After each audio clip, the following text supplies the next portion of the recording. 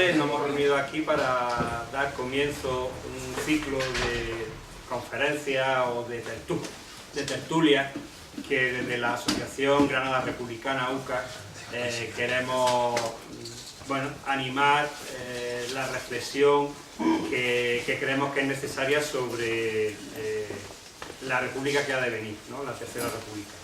Para esta primera tertulia hemos querido contar con dos personas insignes de Granada que necesitan poca presentación, como son Andrés Opeña y Miguel Pascual.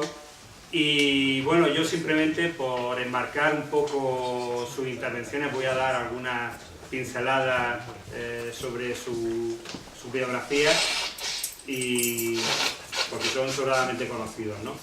Andrés Opeña Monsalve nació en Madrid en 1948, es profesor jubilado de Derecho Internacional y en 1994 publicó El Florido Pensil, un libro a medio camino entre la novela y el ensayo, donde con una visión humorística ponía un espejo enfrente de lo que fue la escuela de la posguerra. Eso le dio bastante relevancia a nivel nacional, hubo obras de teatro, hubo películas, y posteriormente ha continuado su labor como escritor con La Morena de la Copla, con Tente Iracundo Otomano, donde reflexionaba sobre el guerrero del Antifaz. Su afición a los cómics también lo ha desarrollado como guionista en la tira de contenido universitario Gaudeamus, y lo último que ha escrito, que se ha publicado en formato de libro, pues es Un no sé qué de agradable en las flores de plástico, donde recopila una serie de artículos periodísticos. Sí. Siempre, bueno, pues con una prosa irónica, humorística y... Sí. Por otra parte, Miguel Pascual Liaño nació en Úbeda en 1959. Él también le marcó su paso por la escuela, en este caso la Sagrada Familia y el Instituto San Juan de la Cruz, donde le coge la muerte del dictador, y es profesor de Derecho Civil de la Universidad de Granada. Ha pasado por otras universidades como París, Bolonia, Lovaina, Roma, Bari y Bahía Blanca en Argentina, y también escribe, es novelista, con cierto contenido biográfico, cierta significación biográfica. Tiene 3 novelas, en 2014 Recuerdo que yo no existo, en 2015 Cuando siempre era verano y en 2017 Casa Luna. Recuerdo que yo no existo fue finalista del premio Jaén de novela. Y bueno, actualmente es magistrado de la Sala Civil y Penal del Tribunal Superior de Justicia de Andalucía. Como veis, tenemos hoy aquí a dos profesionales del derecho que, a pesar de eso, pues parece que escriben bien. Vamos a, por una cuestión de darle un orden cronológico, a darle la primera intervención a Andrés. Bueno, antes quería comentar y recordar que una persona insigne, miembro de esta asociación, que ya no está con nosotros, José Luis Serrano, y que hoy nos acompaña aquí su compañera, que tanto hizo por esta asociación y tanto aportó, y que bueno, pues desde hace unos años desgraciadamente no está con nosotros, y que desde la Comisión Ejecutiva de Granada Republicana pues no queríamos pasar la ocasión de señalarlo y tener una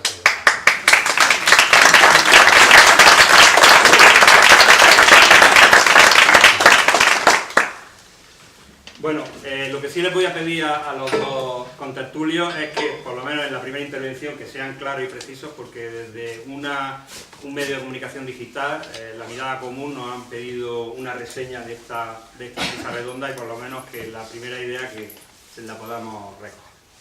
Muchas gracias, Andrés. Tienes la palabra. Muy bien. De los 1000 motivos diarios que tengo para recordar a mi amigo íntimo y queridísimo José Luis, Uno de ellos es cada vez que vengo aquí, porque la primera vez que vinimos a este sitio no vinimos, nos perdimos y acabamos por la parte de Lérida, damos de vuelta, ya compramos limones y llegamos cuando estaba diciendo, no sé si era Baltasar, pues muchas gracias a todos por vuestra asistencia.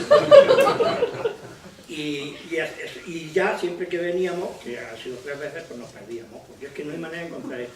Y hoy me lo ha recordado todavía más porque el que se ha perdido era el taxista, que era el que se tenía que saber. De manera que el barrio este es típico, lo conozco bien, lo que es conocer bien un barrio, fue para darle vuelta y vuelta cada vez que venía. Por eso decía, un recuerdo de mi José Luis querido. En relación con el tema que nos ocupa y preocupa, pues me ha gustado que se modificara un poco el tema de la convocatoria, que era monarquía o república, por varias razones. Una, porque ese es un tema más que resuelto desde la lógica, etcétera, pero sobre todo porque aquí es una alternativa imposible, con lo cual son ganas de entrar en un debate. Yo, el primer debate en el que estuve hace ya como 30 años, con un monárquico salí, era una televisión de estas locales que duran 10 minutos, un cuarto de hora, ¿no? Y salí un poco perjudicado en la parte de la cabeza porque un monárquico es un ser extraño. Es decir, este hombre de verdad, se creía lo que decía. Un chaval joven, majo, y se le veía, no sé, pero decía unas cosas de manera que pensé, a partir de este momento yo no vuelvo a hablar de la alternativa monarquía o república, porque esto está más que resuelto. Es decir, mientras este tío viva, la monarquía no tiene nada que hacer. Porque es que era una cosa demencial, y se supone que representaba los argumentos serios en favor de la república. De manera que no. Ahora sí me ha llamado la atención la república que queremos. Ahí tenemos bronca asegurada. Bronca asegurada. Yo he tenido más bronca asegurada. Procuraremos llevarnos bien, pero es inevitable la confrontación con según qué maneras de ver el asunto. Una de ellas, que me preocupa muchísimo, es la visión nostálgica del asunto. De verdad que mira que son amigos queridos y tal, pero que no va a volver, que la Segunda República no va a volver. Y me llama mucho la atención que intelectuales de verdadera valía pues tengan unos manifiestos. Tengo aquí un texto de uno de ellos, vamos, de unos de ellos, porque eran muchos los que firmaron aquello. Ha llegado el momento de que los españoles decidamos en plena libertad el régimen que deseamos para España. Y habla de elegir entre monarquía o república. Otro punto, por plantear, primero este, de no volver, y la nostalgia no es la fórmula. Pero el otro punto es, si es que monarquía y república no son términos contradictorios, es que no tienen nada que ver, es que no hay nada. La monarquía y la república no son... La república no es lo contrario de la monarquía, para entendernos. La monarquía es otra cosa, y en un sistema además democrático, no estamos jugando en términos medievales, en un sistema democrático, el problema es el siguiente. Si nosotros entramos en un sistema republicano, por lo que sea, yo me estoy oliendo la tostada. Va a haber ahí una historia de a quién nombramos presidente. Normalmente, lógicamente, una cosa es el presidente de la República y otra cosa es el primer ministro o presidente del gobierno. Y el presidente de la República pues va a ser Felipe González, va a ser Aznar, va a ser la ensalada esta que se postulaba para todo, la muchacha esta madrileña que Aguirre.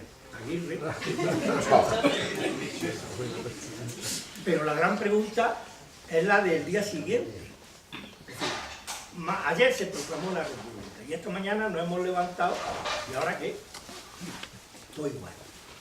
No ya que los semáforos funcionen igual, que cuando llega el rojo te tienes que parar igual en monarquía que en república. Es que, ¿y ahora qué? ¿Qué hay de lo mío? Pues nada, no hay nada. Porque es que esa visión hay que erradicarla cuanto antes si fuera posible, para poder hacer algo, ¿no? que así no vamos a ninguna parte, que yo esa república me la sé. Mira, un ser muy querido que además tenía un alto cargo en un determinado momento en un partido republicano, en una fiesta de estas del 14, en Madrid, cada uno hacía una cosa y él llevó una especie de noticiario. Y eran las noticias de todos los días, en las que sustituía la presencia del monarca por la del presidente de la República inaugurado hoy, el presidente de la República ha dicho, el presidente de la República ha dejado de decir, se ha ido, se ha caído, se ha tomado un bizcocho. Hay que plantearse las cosas y sobre todo no hay que perder de vista el norte. Yo no sé si hubiera habido tanta gente hoy como la habría en un debate que creo 1000 veces más necesario, que es el del neoliberalismo contra la democracia. Para cuando llegue la República nos va a dar igual, porque ya se encarga el neoliberalismo de vaciar de contenido el sistema democrático. Nos va a dar exactamente igual. No va a haber ninguna posibilidad de que participemos en nada, de que participemos absolutamente en nada, no hay nada que hacer. Ya para entonces no habrá nada que hacer, vacío de contenido. Es despacito. Estrategia del neoliberalismo, por mencionar la posibilidad de que hablemos de ello. Les cuento una nada más. La transferencia, un juego precioso que consiste en que la deuda de los accionistas privados se convierte en deuda soberana y ahora todos nosotros tenemos que pagarla. Y dice, pero vamos a ver, ¿qué he hecho yo? ¿Esto cómo se come? El juego de la transferencia. Como los bancos son demasiado grandes para caer, pues caigo yo, un montón. Eso, con república, con dictadura, con lo que les quieran decir.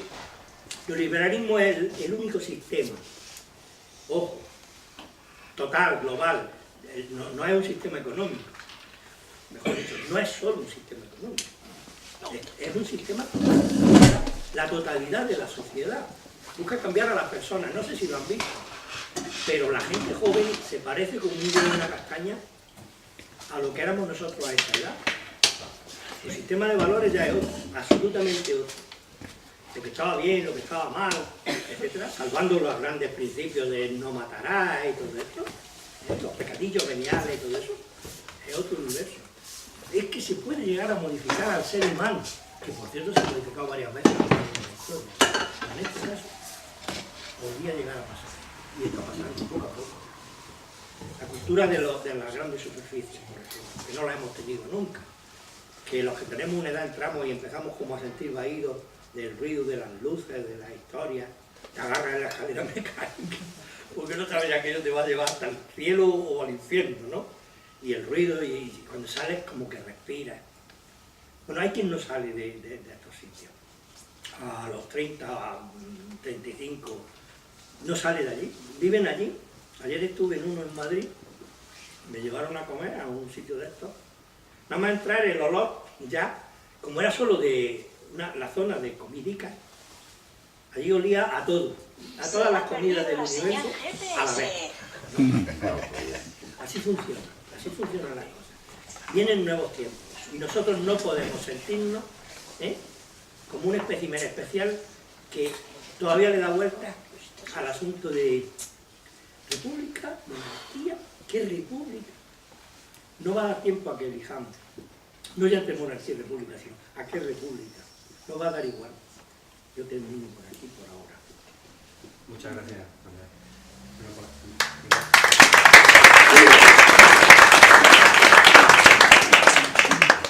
Gracias, buenas tardes. Gracias por la invitación a participar en esta sesión. Bueno, yo me he alarmado cuando Andrés ha dicho que se alegraba del cambio del tema, porque yo tengo aquí monarquía o república. Claro, pero él ha dicho, vamos a hablar de la república que queremos. Ah, vale, va, bien. Y yo he visto, Digo, a ver si había una comunicación que yo no he que no había visto. Bueno, yo quiero decir varias cosas. Una, yo jamás en la vida lo he estado pensando estos días cuando preparaba alguna idea para desarrollar aquí. Jamás en la vida he hablado en público sobre monarquía o república. Nunca. Me he dado cuenta de que nunca lo he hecho. Creo que jamás en la vida me he pronunciado en una conversación privada sobre monárquico o republicano. Es curioso. Eso ya es un poco más raro. Lo primero es normal, ya está. Hay muchísima gente que no ha hablado de monarquía o república en público, pero lo segundo es un poco más claro. Y he estado pensando por qué. ¿Por qué yo no he tenido la necesidad? Yo me he pronunciado en conversaciones privadas, desde luego, y algunas veces en público sobre muchas cosas controvertidas. O sea que no... francamente pienso que no ha sido por eludir la cuestión. Entonces me he preguntado por qué. ¿Por qué yo no he tenido nunca necesidad de decir dónde estoy yo en esto? Y bueno, me he dado dos respuestas. Una, es verdad que no todas las batallas son tus batallas, y esta no ha sido la mía nunca. Nunca lo ha sido. Nunca me he visto en esta batalla. Uno tiene derecho a elegir su batalla y uno tiene también una biografía que le hace implicarse más en unas cosas que en otras, ¿no? Y en esta pues no había tocado, ¿no? No había tocado. Y otra razón es que yo creo que soy exponente reflejo de un gran porcentaje de españoles de varias generaciones a los que les pasa lo mismo que a mí. Estoy convencido de eso. Muchísimos españoles de varias generaciones creo que les pasa lo mismo que a mí, que nunca se han planteado seriamente si son monárquicos o son republicanos. Probablemente en mi caso es que mi generación llegó tarde al debate, porque ya estaba resuelto. Monarquía, ya estaba resuelto. Estaba resuelto porque los republicanos ya no defendían la república. Estoy hablando de cuando yo vengo a Granada a estudiar, en el año 76, los republicanos ya no defendían la república. Y entonces llegué tarde yo a ese debate, ¿no? Conocía a muchos republicanos, pero que ya no defendían a la república, no la ponían como una cuestión importante, ¿no? Sino como un deseo, como una convicción, etc. Sí es verdad que me he visto en conversaciones, pero más que nada como testigo, en muchas conversaciones que todos hemos tenido, sobre las que hay un monárquico y hay un espécimen extraño, como ha dicho Andrés, y luego hay un republicano, ¿no? O una republicana. Sí me he visto en... Y recuerdo una que no olvidaré nunca, fue en París, fue en el año 89, y era un cordobés y una madrileña. El cordobés era monárquico y la madrileña era republicana. Entonces fue una conversación pues que a mí me resultó interesante, ¿no? El cordobés aludía a lo que ya sabéis, ¿no? Aludía, en fin, a que es mejor que el poder sea neutral y eso le asegura más un nombramiento dinástico que electivo. Aludía a que es bueno que haya que por encima del que más manda haya una autoridad que no mande nada, ¿no? Esos eran los argumentos. Pero al final su argumento principal es el argumento más fuerte que tienen los monárquicos. Es a lo máximo a lo que llegan, que da igual. No tienen argumentos para decir es mejor por esto. El argumento principal que tienen los monárquicos es si es que da igual. Con lo cual, pues ¿para qué cambiar? Y el argumento mayor, o mejor no, el último, el que llegó, que realmente suscitó consenso, al que llegó María, la republicana, fue, vamos a ver, Manolo, ¿qué palabra es más bonita? ¿Monarquía o república? Bonita la palabra república, ¿no? Ese fue su argumento, el último que suscitó consenso de todo. Pero es curioso eso de, sí es cierto que me parece a mí que en España, en las últimas décadas, desde que se restauró la monarquía, el principal argumento de los monárquicos es que da igual, A ver, yo es que no sé, no quiero pasarme de tiempo, pero como me meta en algo pues voy a patinar. Y yo sé que eso, pues... Pero es que traigo aquí unos documentos que me gustaría hablar algo de ellos. Unos documentos que son confidenciales, que me ha proporcionado una persona. Son confidenciales, aunque a lo mejor algunos de ellos los conocéis, porque aquí seguro que estas cosas le han dado muchas vueltas, ¿no? Me los ha pasado una investigadora que ha tenido acceso a ellos en la Fundación Francisco Franco. Dice, y menos mal que existe esta fundación, porque si hubiera pasado al ministerio seguramente no habría tenido acceso a estos documentos. Son unos cuantos documentos hay más, pero he seleccionado algunos, en los que se refleja esta operación largamente preparada durante el franquismo a favor de la monarquía, y que ni mucho menos fue una operación solo franquista, sino que intervinieron de una manera o de otra, con una finalidad y con otra, pues bastantes actores, como por otra parte sabéis bien. En fin, desde el franquismo, esto es claro, pues se aprobó en el año 47 la ley de sucesión a la jefatura del Estado, se constituye España como un reino y se da el privilegio al dictador, se le da el privilegio de nombrar cuando quisiera a quien quisiera como rey. El único requisito es que tenía que aprobarlo las Cortes. Carrero, que fue el redactor de la ley de sucesión a la jefatura del Estado, le escribió una carta a don Juan en la que le dijo: podrá ser usted rey de España con esta ley, pero la España del movimiento nacional, católica, anticomunista y antiliberal. De esa España es de la que podrá usted ser rey. Es decir, esa utilización de la monarquía, de la corona, como una sucesión en el régimen.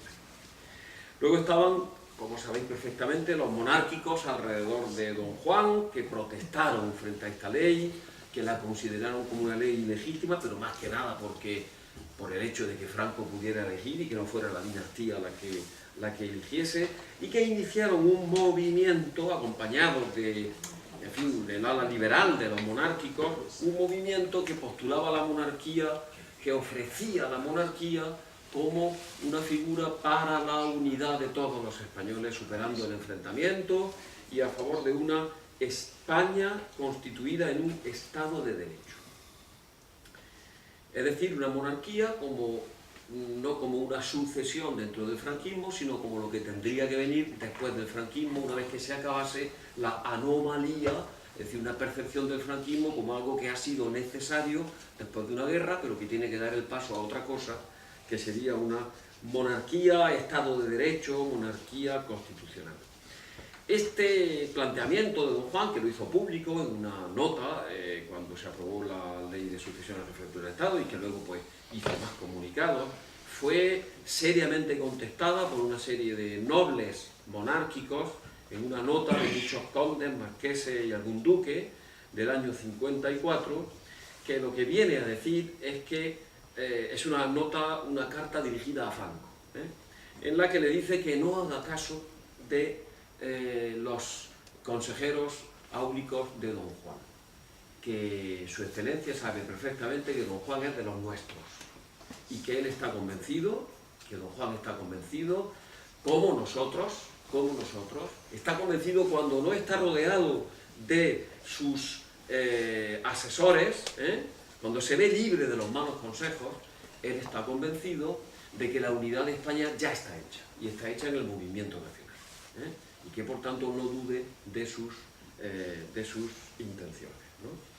Que lo que no es esa unidad nacional es la anti-España, y que no se puede volver a caer en el error del liberalismo. Luego están los republicanos liberales.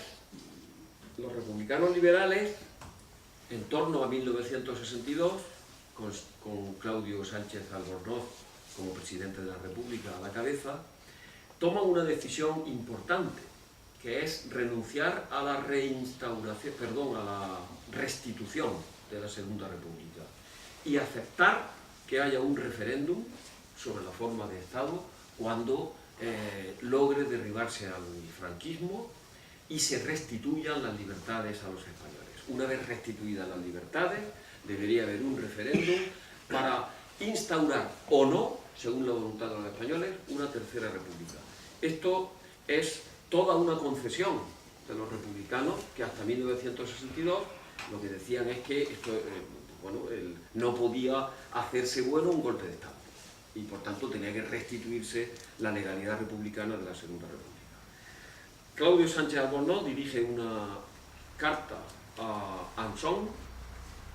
Sé que es Anson porque acusa recibo de un libro, de su libro sobre la creación poética, y en Google pues Anson tiene un libro del año 62 sobre la creación poética, y que coincide con un mensaje a los españoles que hizo Claudio Sánchez Albornoz muy interesante, y le dice a Anson: tienen ustedes los monárquicos el camino despejado si logran establecer una monarquía constitucional y el pueblo la responda.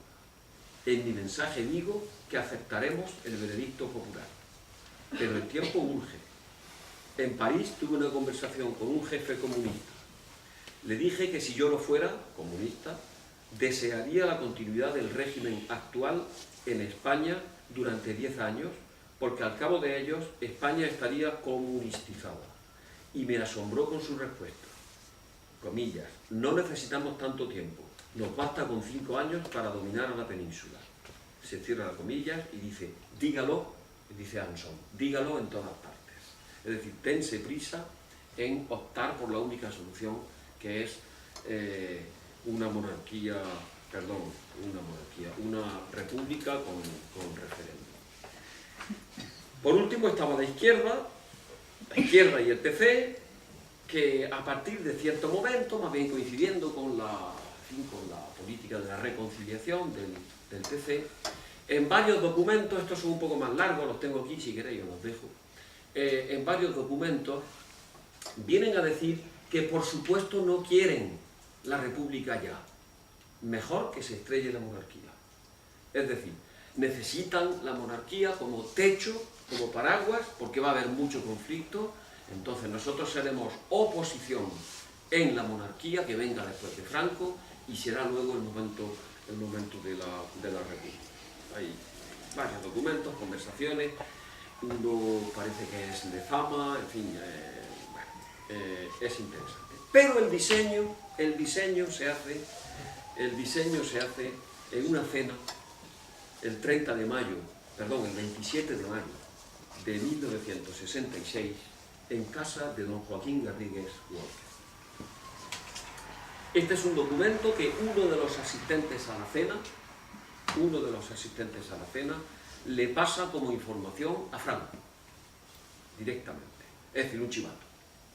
Pero no se sabe quién es uno de los que están aquí, pero no se sabe quién es. Entonces hace una relación de los asistentes, entre los cuales el primero es Su Alteza Real el Príncipe don Juan Carlos de Borbón, seguido de don Antonio Fontán, catedrático, don Pedro Durán, consejero del Banco Urquijo y presidente de Catalana de Gas y maquinista terrestre, don Manuel Ortiñez, director general del Instituto Español de Moneda Extranjera, don Hermenegildo Altozano, director del Banco Hipotecario, don Antonio Villar Maso, abogado, don Alberto Ballarín, notario, don Carlos Fernández Novoa, catedrático, don Antonio Barrera de Irimo, presidente de la Compañía Telefónica Nacional de España, don Jaime Urquijo, secretario general de Energía e Industrias Aragonesas, don Alberto Algora, abogado, y don Joaquín Garrigues Walker, abogado. Son 2 hojas y media. ¿Las leo o las resumo y luego hablamos de ellas? A mí me dan ganas de leerlo, porque es el mapa de la transición. El mapa de la transición. En el 66. En el 66. Dice: la conversación, que se inició a las 10, se prolongó y si queréis luego ya no digo nada, porque tengo muchas más cosas que decir, pero si queréis con esto vale. La conversación, que se inició a las 10, se prolongó en términos muy cordiales hasta pasadas las 2 de la madrugada. Primeramente versó sobre temas generales y poco a poco se fue centrando en temas más trascendentales y políticos. Por comentarios escuchados a los asistentes, esto es una nota que se pasa a Franco, incluso a personas poco sospechosas de excesivo fervor monárquico, el príncipe causó muy buena impresión por su simpática personalidad y su interés por conocer las diversas opiniones de los asistentes ante el problema sucesorio, posición de la dinastía y configuración de la España futura. Con respecto a la sucesión, Villar, Urquijo y Algora se mostraron partidarios del referéndum previo a la Restauración, comportando evidentemente una etapa anterior de información popular y restablecimiento democrático paulatino. Esta era la tesis de los Sánchez Arbonell, de los republicanos liberales. Pero los demás asistentes, salvo Joaquín Garrigues, que no se definió, prefirieron la restauración de hecho y la consulta o refrendo popular después, cuando la monarquía hubiese tenido ya oportunidad de demostrar al pueblo su eficacia y su autenticidad democrática. Sobre la posición de la dinastía, la mayoría se inclinó por la colaboración con el actual jefe del Estado, pero sin comprometer su actuación futura. Jaime de Urquijo y algún otro se mostraron reticentes con respecto a la pública aparición del príncipe como identificado con el actual régimen. Villar indicó su opinión de que el príncipe, por una parte, debería aparecer cerca del poder, para así garantizar su continuidad, pero no debería comprometerse con él, ni tampoco pactar con la oposición, como concretamente llegaron a proponer Ortíñez y Durán. Frente a la sugerencia de ambos citados de incluir a algún dirigente exiliado, Villar indicó que los dirigentes exiliados ya no representaban ninguna fuerza real, lo cual fue calurosamente suscrito por el príncipe. Acerca de la configuración de la España postfranquista, todos los asistentes se mostraron de acuerdo en que no podía ser otra que un Estado de Derecho con instituciones democráticas de tipo europeo y actual. El príncipe aludió a que habría que evitar los excesos del pluripartidismo, a lo que Villar y otros abundaron en que bastaría con una inteligente ley electoral para que pudiera garantizarse en la práctica el sistema de dos grandes partidos, socialista democrático y demócrata cristiano, con algún otro sector marginal o complementario. La discusión fue viva y muy libre y las bases comunes se revelaron muy grandes. En todo caso, Villar y otros asistentes indicaron que emitían las opiniones a título exclusivamente particular, si bien no debían ocultar que eran compartidas por ciertos sectores de opinión del país. Abelardo Algora se mostró muy liberal en sus manifestaciones, como la mayor parte de los asistentes. El príncipe estuvo a la vez espontáneo y prudente, y según hemos escuchado a algunos de los asistentes, realmente estuvo muy en su papel, demostrando tener capacidad de opinión, pero no comprometiéndose en ningún momento. Habló con respeto de la figura del jefe del Estado. Dijo que el balance del régimen sería positivo, y aludió al conde de Barcelona con evidente afecto y respeto. Sin embargo, se mostró muy convencido de su propio papel como futuro rey de España, aunque, como es natural, no se trató el tema de la opción posible entre padre e hijo. Bien, ahí está el diseño de lo que fue la transición y se cumplió más o menos tal cual. Lo que siguió lo sabéis perfectamente. En 1969 Franco nombra al rey, al sucesor. 1975 muere Franco, se corona al rey, y 1978 se produce el referéndum PAC, el de la Constitución con la monarquía dentro. Es decir, un rey, una izquierda que renuncia también al referéndum sobre monarquía o república, porque no vale como esto el referéndum del 78, con el resultado de un rey nombrado por un dictador para dar continuidad a la dictadura, que sin embargo es aceptado por la oposición porque promete someterse a una constitución que establece, en palabras de Sánchez Albornoz, una república coronada. Una república coronada. O una monarquía republicana, ¿no? Es decir, no la monarquía de Franco, ni tampoco la monarquía de Don Juan, que era un rey. No la de Franco, tampoco la de Don Juan. Lo cierto es que es curioso que en España, lo cierto y absoluto es que en España nunca ha habido un referéndum sobre monarquía o república, y que en caso de tablas siempre gana la monarquía. En caso de empate, en España gana siempre la monarquía. Pero el que en el 78 el referéndum fuese referido al PAC constitucional y no sobre monarquía o república, en mi opinión no le resta legitimidad a la corona. Yo no suscribo la idea de que hubo un vicio del consentimiento de los españoles, es decir, una coacción. Claro que sí, como en toda transacción, salió una cosa que fue la que en ese momento se consideró mejor. Hubo hipotecas, hubo líneas rojas, claro que sí, hubo componendas. En mi opinión salió una buena constitución y un buen sistema político. Pero no puedo dejar de decir, otra cosa es lo que pasó después. Otra cosa es lo que pasó después. Y en virtud de lo que pasó después, encuentro que tiene pleno sentido, y esto es algo que digo por primera vez, que tiene pleno sentido el resurgimiento de la cuestión republicana. no como enmienda, en mi opinión, claro, no como enmienda a la transición o a la Constitución. Para mí el verdadero movimiento republicano es el 15M y no la izquierda de los años 70, por lo que ha llamado Andrés la visión nostálgica, ¿eh? Con todo respeto, pero a lo que le encuentro sentido y valor actual es al movimiento republicano del 15M. Y si no es esto, pues me interesa como algo histórico, pero sin mucho valor político. Es decir, 15M, es decir, una reacción frente a una profunda crisis de un sistema que se ha ido convirtiendo en un régimen. Una represión monárquica de aquella república coronada, ¿no?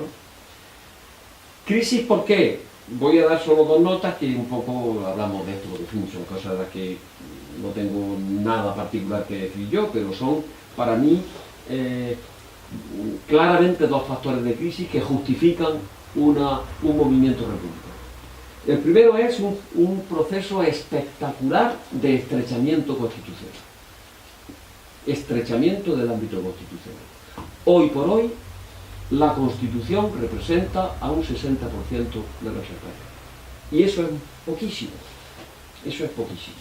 Pero representa y va a ser cada vez menos porque los que se sienten muy a gusto y muy dentro de la Constitución están expulsando cada vez a más gente. PP, Ciudadanos y medio PSOE.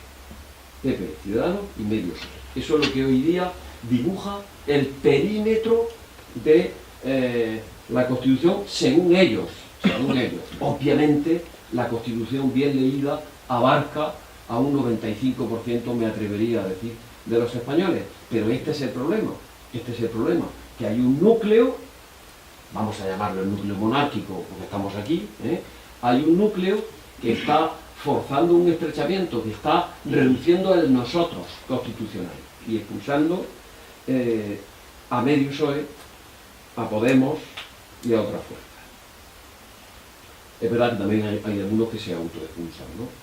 Y este es el problema de la crisis territorial, que si queréis se habla, pero me parece que no es imprescindible en relación a esto. Es decir, que aún sin eso estaríamos en las mismas.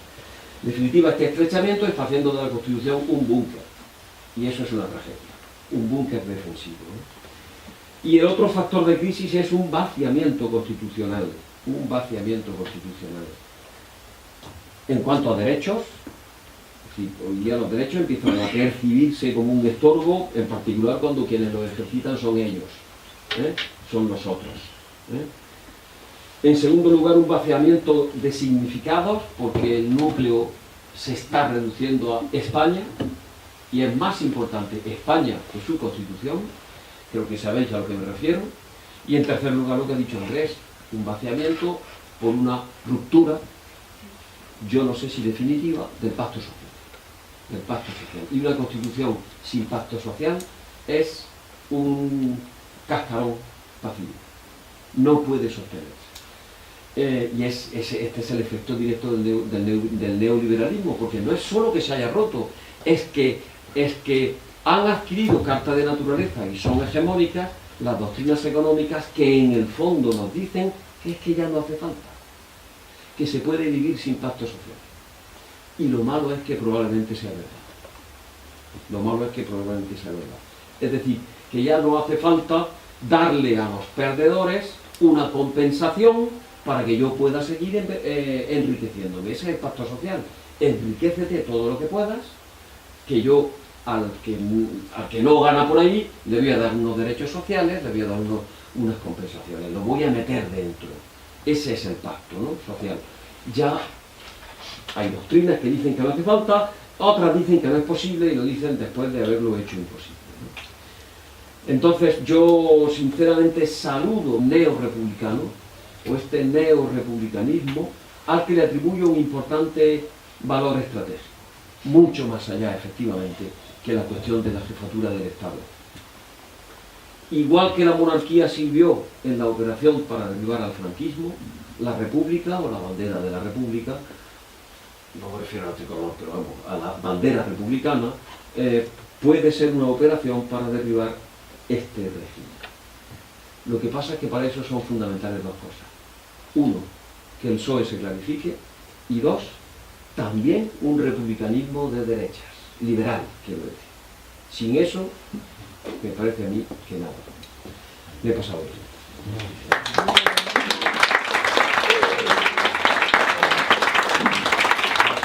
No te has pasado en absoluto, Miguel. Sí, sí, claro, yo iba a dar ahora... No, ya, pero era a propósito de eso.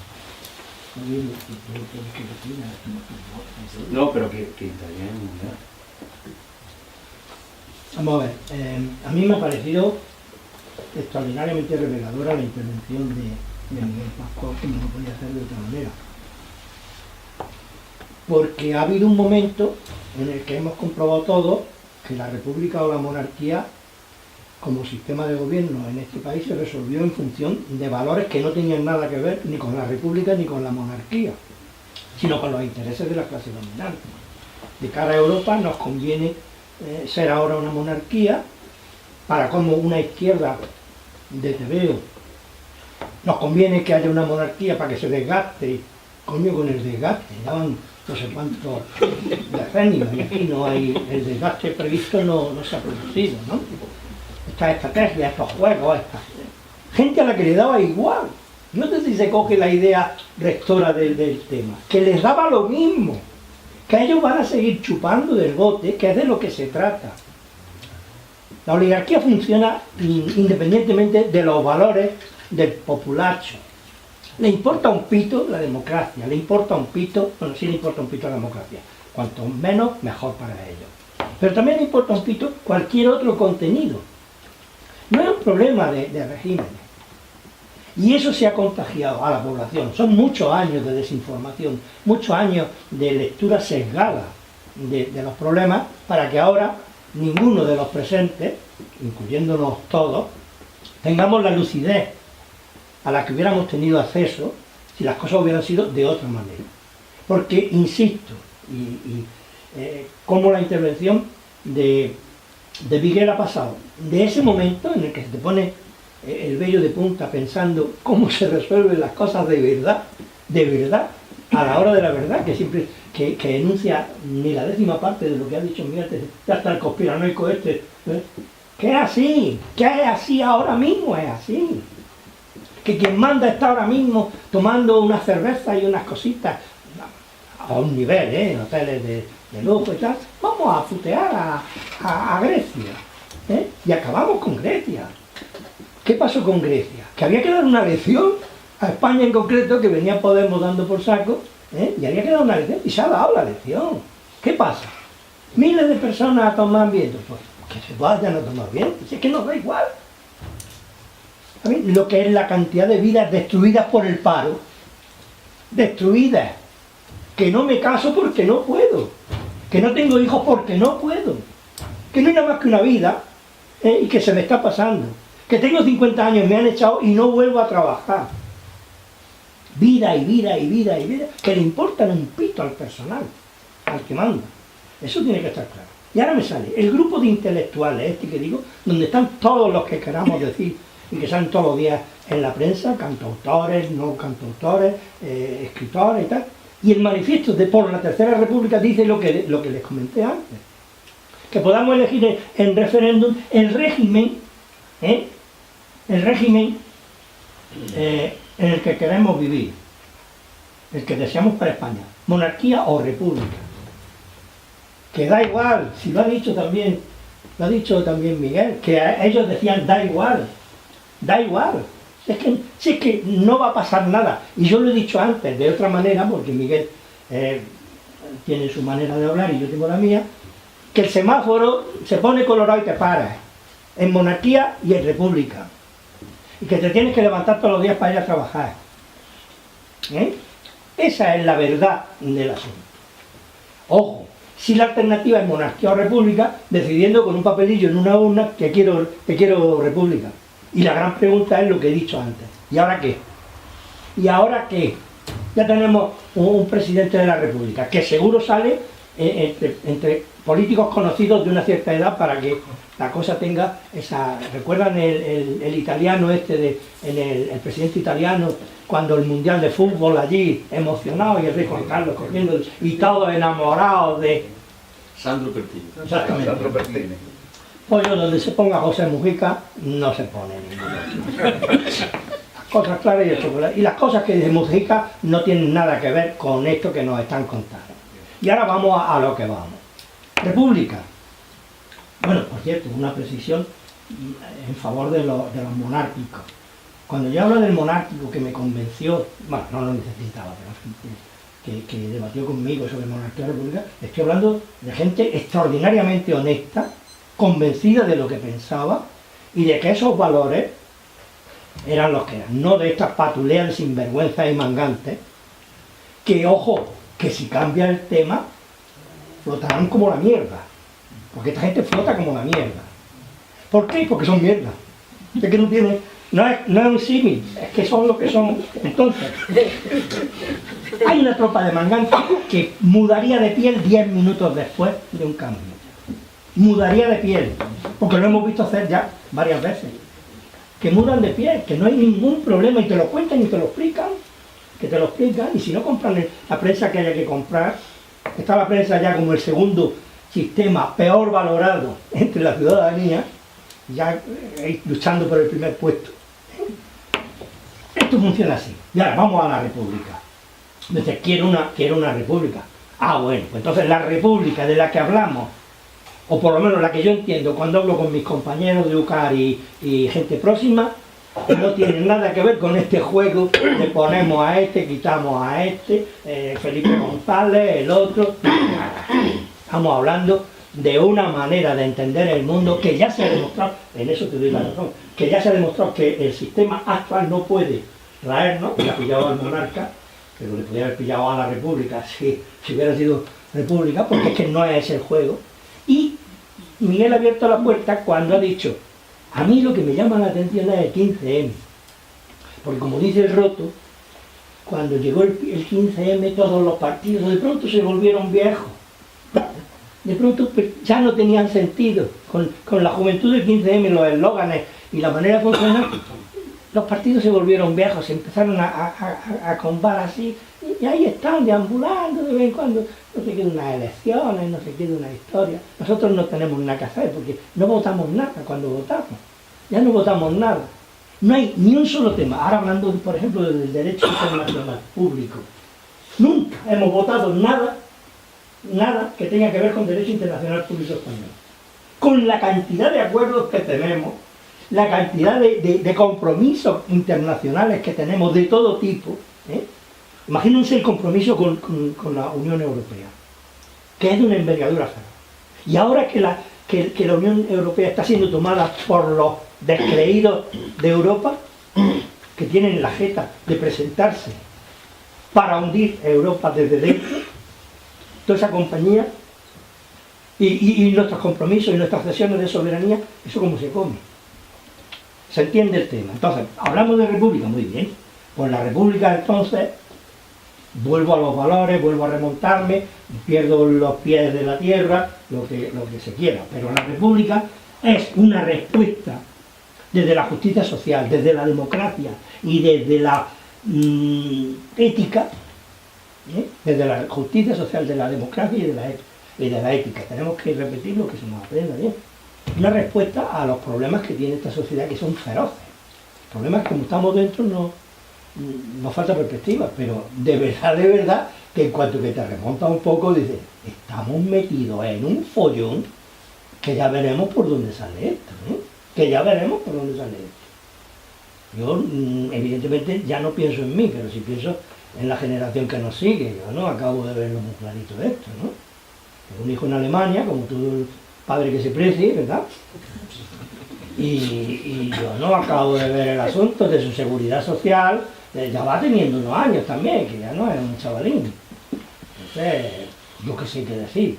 Entonces, si la República tiene que ser una respuesta a las cuestiones que afectan a la mayoría ciudadana, y ojo, tampoco hay que hacer una relación de, aunque la tengo aquí, pero es mucho más fácil. Estamos en una crisis social, en una crisis política y en una crisis moral.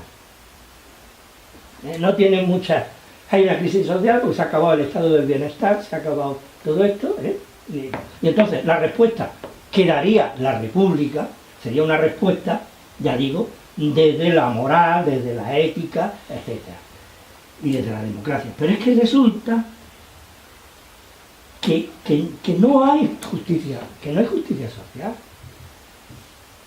Es que no hay justicia social, es que ahora mismo el derecho del trabajo, que lo estudiamos como una manifestación del progreso, el derecho del trabajo no existía. El contrato de trabajo era igual que cualquier otro contrato de orden civil. Claro, lo que se experimentaba era que en los contratos civiles las partes son iguales. Y ahí había unas diferencias tan feroces que se creó un derecho que se llama derecho del trabajo precisamente para compensar ese sistema de desigualdad. Pero como ahora mismo las relaciones de trabajo son poco menos que relaciones privadas de nuevo, por la desregulación permanente, pues resulta que no puede haber justicia social. Un tío se levanta y tiene un contrato de 4 horas, un camarero, compañero, vecino del barrio, tiene su contrato de 4 horas, evidentemente trabaja 8, pero a las 10 no sale ningún día, porque es que la gente se pide una copa, se pide otra, y de pronto se monta allí, y a las 2 de la mañana está todavía allí, a las 8 entra de nuevo.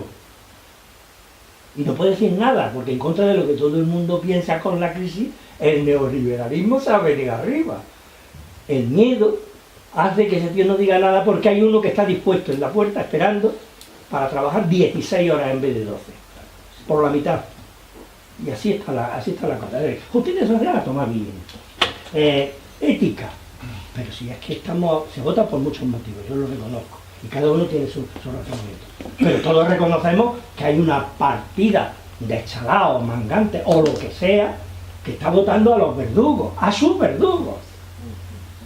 Es que hay jubilados que te dicen, pobre tico, ¿y qué más? ¿Qué iban a hacer si no podían más?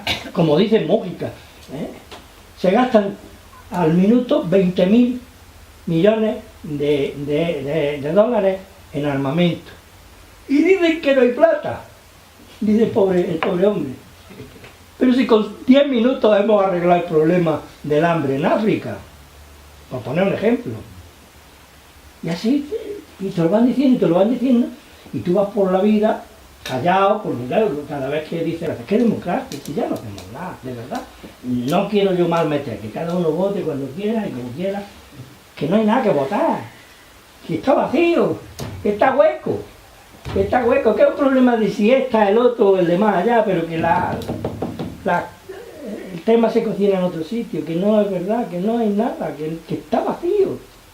Que yo insisto en la necesidad absoluta, y ha sido Miguel el que ha mencionado de nuevo, un tema que a mí me es carísimo porque me tiene ocupado y preocupado, el del neoliberalismo, que no es una palabra, que no es un concepto, que no es una cosa, que es una realidad como una catedral a la que tendríamos que tener acceso, si es posible, en un ciclo como este de la República, pero dedicado a conocer al enemigo. Miren, le voy a leer una simple frase de Warren Buffett, supongo que lo conocen. Sí. Warren Buffett es un multimillonario, pero que tiene una peculiaridad, y es que gana dinero sin que sea producto de algo tangible que se pueda utilizar en bien de la sociedad. Es decir, no hace lavadora y se queda con una plusvalía, que ya está regular nada más desde según qué punto de vista, ¿no? Él lo que hace es jugar con las diferencias de bolsa, es decir, juega con el capital financiero. Hoy estas acciones valen tanto, las compro y mañana suben, acabo de ganar no sé cuántos millones, las vendo y tal. Y eso, bueno, es una cabeza, es una colección de frases que si yo fuera capitalista ya me había forrado, porque es una auténtica cabeza el tío. No se hacen unos ricos tan fácilmente, vamos a reconocer. Por eso mismo digo, hay que conocer al enemigo. La frase de Warren Buffett a mí me viene estupendamente, porque si la decimos Baltasar o yo, nos corren a gorrazos. O sea, ahora el tema de la lucha de clases, y tú verás, no, yo no me gusta los viejos esto, claro, más acabados que machines, están los dos, la lucha de clases, ¿por dónde he ido a salir? Pero es que lo ha dicho Warren Buffett, es cierto que hay lucha de clases, y es la mía, la de los ricos, la que está ganando. que lo ha dicho, que no es un rumorcillo, que parece que lo ha dicho con toda la cara. Cambiamos los términos. Si no les gusta esto, como decía el Groucho Marx, tengo otro. Pero que el tema es el mismo de siempre. Que no ha cambiado esto desde que el primer tío llevaba una porra y le pegó al otro. Eso está muy bien contado en La isla de los pingüinos de Anatole France. Llegó el pingüinillo, le puso una porra, le pegó el pelirrojo, que era un cabronazo. Le pegó al otro, le dio un golpe en toda la cabeza, ya esto es mío. Y el otro, como estaba muerto, no pudo rectificar, pero así es, esa es la propiedad.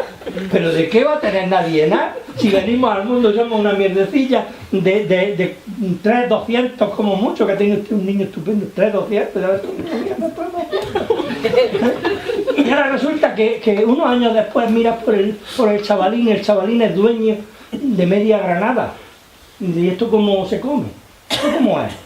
Bueno, ese es el tema. Conocer al enemigo en profundidad, conocer su estrategia en profundidad. Antes he mencionado solo una para que lo entiendan, pero me da la sensación de que ha quedado muy claro algo que estaba como dudosillo, que se transfiere la deuda privada a deuda soberana, que ahora es que debe el gobierno, pero es que el gobierno no tiene un duro, que el dinero del gobierno es mío.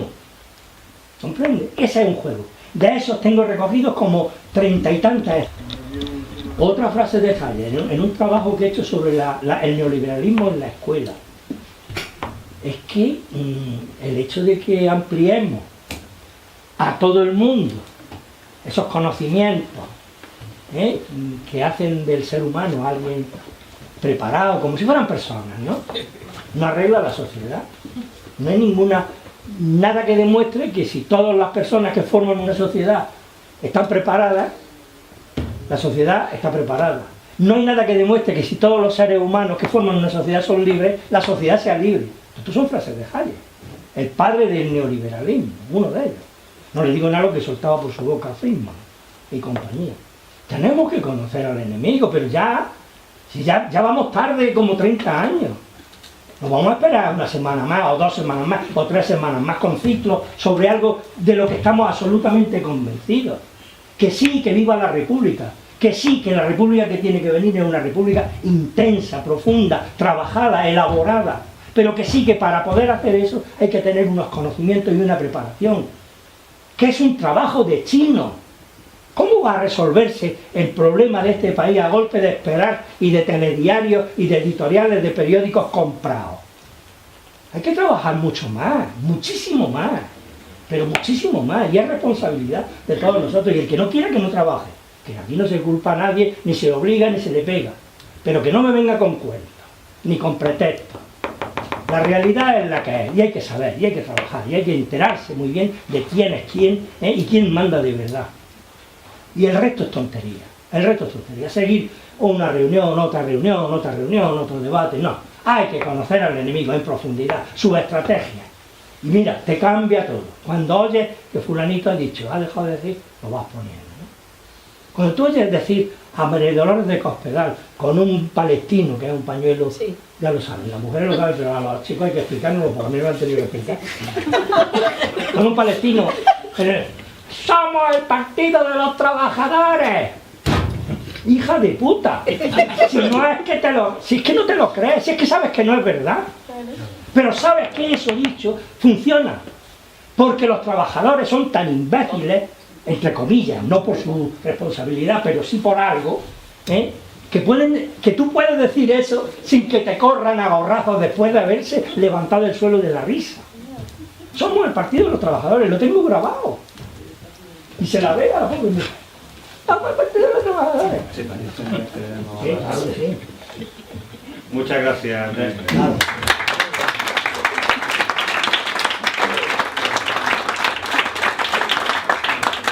Bueno, siguiendo con algunas frases buenas, recientemente el director de cine americano Michael Moore decía que si educa a la gente en estupideces acabarán votando imbéciles. Exactamente, que se ha dado el caso.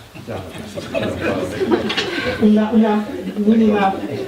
Han salido en Estados Unidos, que lo han puesto esta tarde en la televisión y me ha encantado. Unas escobillas de váter con la cabeza de Trump. Estaba está muy simpático. Ha gustado mi el inglés. Bueno, si os parece, agradeciendo las intervenciones que han hecho tanto Miguel como Andrés, pues abrimos ahora un turno de palabra para que la asistencia que meritoria, pues con el día, la tarde lluviosa que hacía, que estáis aquí, pues tengáis también ocasión de dirigir preguntas o hacer alguna reflexión, ¿no? Siempre con brevedad, por favor. Sí, allí al fondo. Sí. ¿Te pones de pie que si no te vamos a oír? Yo voy a intentar hacer breve en una cosa. Aquí se ha hablado de que tuvimos un régimen que luego se ha pasado a una monarquía, ¿no? Resulta que el régimen se mechifica. Un régimen fascista se mechifica, se le da que tiene sus avatares que negocian cómo va a venir la cosa y tal y tal. Yo lo veo desde otra perspectiva y creo que la historia se tendrá que reescribir. Y es que el régimen que teníamos, fascista, porque no se le puede llamar a un régimen totalitario, con los socios que teníamos, un tal Benito y un tal Adolfo, no se le puede llamar otro nombre, ¿no? Porque si no se pervierte el lenguaje. Pues resulta que ese régimen se autoliquidó a sí mismo por agotamiento. Y ellos, lo digo por agotamiento porque ellos en el 1964, resulta que ese régimen, para internacionalizarse, pues tenía que competir en fútbol. Y el fútbol era su diplomacia. Y entonces vino un equipo de Rusia con las banderas de la hoja y el martillo y entraron en el campo con la hoja y el martillo y nadie los detuvo, ni los llevó a la cárcel, ni nada. Es decir, que el régimen se agotó a sí mismo y ellos sabían que estaban agotados, porque si no, le iba a pasar lo mismo que le pasó a Leónidas Trujillo en República Dominicana, que iban a terminar como Rosario de la Aurora. Que la prueba está que uno de ellos terminó como Rosario de la Aurora. Y en el año 1967, esta misma gente, que antes se ha puesto que hablaban cómo se iban a hacer las cosas y tal, fueron los que fueron a Europa a decir: queremos integrarnos en el mercado común. El mercado común lo constituían 6 países, ¿no? Si queréis ver los nombres, y también digo de dónde viene el Tratado del Acero y el Carbón, de 1948, que nosotros somos de los vuestros y queremos que nos admitáis. Claro, a ellos le dijeron: sí, temporada, primero, tenéis que ser democráticos, no tiene que haber pena de muerte, porque eso le pasó en lugar a Gran Bretaña para entrar, que tuvo que quitar la horca, es decir, la pena de muerte, pues a esto le dieron lo mismo. Aquí no tenéis futuro mientras no legalicéis a los partidos que se presten a juego democrático. Entonces esta gente, pues, como estaban apremiados por alguien que les pagaba, a decir: sí, tenemos un régimen, estamos agotados y esto hay que dar el cambio y vamos a... Porque el único placer que les dieron la gente que los apoyaba, ¿sí?, fue darle un tiempo hasta que el dictador muriese en su casa. Ese es el tiempo máximo y de a partir de ahí se acaba. Porque en España nos han vendido una burra con el tema muy simple, con el tema de lo del presidente del gobierno que tuvo un atentado, que fue una banda terrorista, y no. Eso está... El que quiera reescribir la historia puede escribir, hacer un libro y hacer películas, que eso... Ve concluyendo, por favor. Y acabo. Digamos que el régimen estaba acabado. La monarquía que tenemos, si hay que explicarle a los jóvenes cuál es la diferencia entre una monarquía y una república, pues el rey nos da todos los años 8 millones de gastos de presupuesto de la familia real. Es una mentira porque está metido en los otros presupuestos, en los otros ministerios, educación, defensa y tal. Es decir, que una república de entrada al sistema y al Estado le sale más barata. A la persona que manda la puedes cambiar cada 4 años. Y si lo hacen, si lo eligen mayor, pues sabes que no te va a durar mucho, porque también por la edad pues ayuda que alguno acabe antes del mandato, ¿sí? Es más simple. Hay que meter la burra a los jóvenes, porque hay que meterla como toca también. Y ya termino con una precisión que tengo aquí. era del principio, con el tema del con el neoliberalismo. El padre del neoliberalismo para mí era Cánovas del Castillo, desde que no hay que salir fuera. Y el modelo de que Warren Buffett mueve sus millones y especulando gana dinero, no con su esfuerzo, eso no es nada nuevo. Cada día se mueve 1 billón de euros que va de Berlín a Hong Kong. Y luego a las 24 horas aparece ese billón en Nueva York, es decir, que da la vuelta todos los días. Eso es el neoliberalismo, es decir, eso no hay que asustarse. Hay 3 palabras pedidas. Nada más. Pues mira, Gracias. Allí al fondo. Sí. Ponte de pie, si no, no te oímos. Al hilo de lo que ha dicho el compañero, también siempre he pensado que el sistema este monárquico que tenemos es más heredero de la Restauración que de la Segunda República. Siempre lo he pensado, ¿no? Pero también creo que, digamos, estos dos modelos, monarquía-república, también han representado siempre, además de una ideología, un modelo de Estado.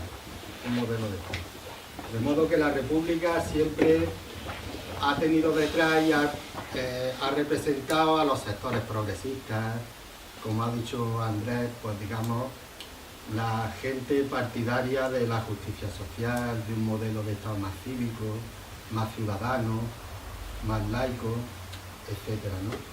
Y si queremos, no sé hasta qué punto el fracaso de de los ensayos republicanos, por lo menos el de la Segunda República, no se entiende en el sentido de que no está integrado, digamos, la otra opción.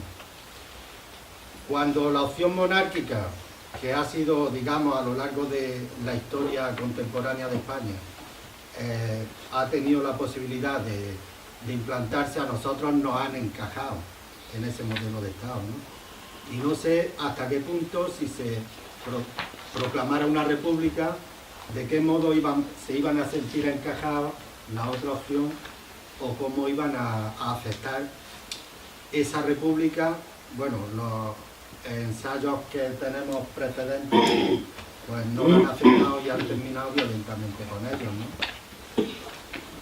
Entonces, al hilo de lo que dice Andrés Opeña y también Miguel Pascual, si una república integradora, pues no sé yo cómo sería posible esa república integradora contando con la otra opción que respalda a una monarquía y a un sistema de gobierno más centralista, etcétera, etcétera. Y también una pregunta para Andrés, en su discurso desesperanzado, etcétera, ¿no? Bueno, en el ámbito internacional, mundial, de la globalización, de la implantación y del triunfo del neoliberalismo, etcétera, etcétera, ¿qué posibilidades quedaría en un espacio, digamos, tan reducido como el Estado español de construir una opción republicana, ética y democrática, etcétera, etcétera, ¿no? Hay una frase por ahí que me viene como anillo al dedo, y es que un pesimista es un optimista informado. Es decir, que si te informas no puedes ser optimista por definición, pero yo estoy aquí y no en mi casa viendo la tele, así que con toda la historia encima y todo lo que se quiera, pero debería decir que vamos a ver si trabajamos un poquito, a ver si nos movemos, que es titánico el esfuerzo para mover lo que hay que mover, y que aquí la gente se acerca, da un empujoncillo y se va a su casa, ¿no? O sea, que sí me lo he tomado en serio, pero que la perspectiva es la que es, y lamentablemente no puedo decir, estamos en un momento. Eso me ha pasado una vez, en una cosa que tenía que hacer, una intervención en un instituto. Iba yo a dar una charla sobre los fracasos escolares, no el fracaso escolar que dicen ellos, el fracaso de la escuela de ellos, que es distinto. Y por alguna razón me presentaba la delegada de educación de la provincia en cuestión, y de pronto empieza a decir, vivimos un momento ilusionante, Entonces, sobre la marcha, cambié la conferencia y cuando me tocó el turno, en vez de hablar de los fracasos de la escuela, pues hablé de Franco y de la escuela franquista y tal. Como me conocen por eso, les pareció normal. Yo digo, esta mujer está loca. Pero era la delegada. Vamos a ver si queda claro que hay que ser realista y que el que es realista no puede ser optimista. Hasta ahí está claro. Pero también queda claro que estamos aquí, que esto se ha llenado. Lo que quiere decir, la gente sabe que algo hay que hacer y lo único que le falta es un norte, porque claro, no hay información, es que no hay información, es que hay desinformación. Aquí no da un palo al agua a nadie. Tú se has llenado. Carlos. Estando de acuerdo con vosotros en muchas cosas, no voy, y por lo tanto voy a ir en lo que o estoy en desacuerdo o tengo alguna duda. Primero, una lección. Aunque Sandro Pertini gesticulara mucho en el campeonato de fútbol del Mundial, Sandro Pertini se ha ido a la tumba con un gran honor, y es que es uno de los 4 firmantes de la sentencia de muerte de Benito Mussolini. Ojalá aquí tuviéramos un Sandro Pertini, o hubiéramos tenido. Él la firmó en nombre del Partido Socialista, porque era socialista Pertini, y en ese momento era el responsable del PSI en el interior, porque Pietro Nenni estaba exiliado, como he sabido, y había estado en España luchando en las brigadas internacionales. Y luego estuvo exiliado en el extranjero. Sandro Pertini estuvo en el interior y firmó la sentencia de muerte de Mussolini. Año 66. Has leído un documento muy interesante y es verdad que la transición se fragua y se fragua mucho antes. Incluso hay juristas que dicen que uno de los preautores de la actual Constitución es Carlos Martínez, que fue ministro de la Presidencia y que copió un poco la Carta Fundamental de Bonn. Todo esto es muy importante. Yo solamente diré que ahí hubieron muchas más cosas, ¿no? Por aquello de que se hablaba de la mitad del PSOE. Cuando tenemos esa cena en el año 66, digo por si acaso, Felipe González no estaba en el PSOE. Entra mucho después, por lo menos 8 años después. El secretario general del PSOE era Rodolfo Llopis, que era republicano de pro, y era con los que no se contaba ni se podía contar, ni siquiera para el referéndum. Era un caballerista, y tuvo que ser eliminado Rodolfo Llopis como uno de los obstáculos principales a la monarquía. Entonces, digo simplemente por ubicar la situación. Entonces yo estoy de acuerdo contigo, Andrés, en todo, menos en una cosa. Monarquía y república no da lo mismo. Creo que no da lo mismo. El impeachment de Nixon no hubiera sido nunca posible si no hubiera habido ninguna república. Que ahora se esté hablando de impeachment en Estados Unidos a Trump, que es posible, no sería posible a la reina de Inglaterra, pero sí a Donald Trump. O sea, mucho menos al niño este que tenemos aquí ahora, al Felipe VI. De los últimos presidentes de la República Francesa, 2 han pasado por los tribunales cuando dejaron de ser presidentes. Tanto Chirac como anteriormente Giscard d'Estaing. En la República Francesa. Sí, Sarkozy efectivamente también ha tenido serios problemas. Luego 3. Gracias por abundar en mi apreciación.